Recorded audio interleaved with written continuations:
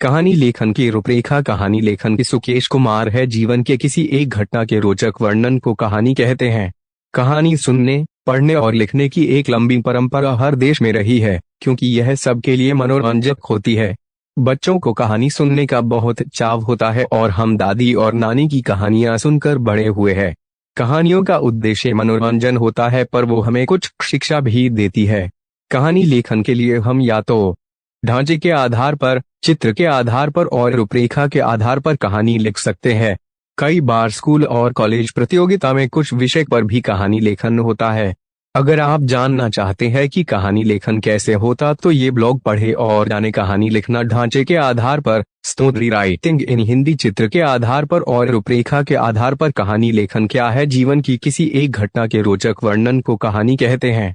कहानी सुनने, पढ़ने और लिखने का चलन सदियों से मानव जीवन का हिस्सा है और यह मनोरंजन के साथ साथ ज्ञान भी प्रदान करता है।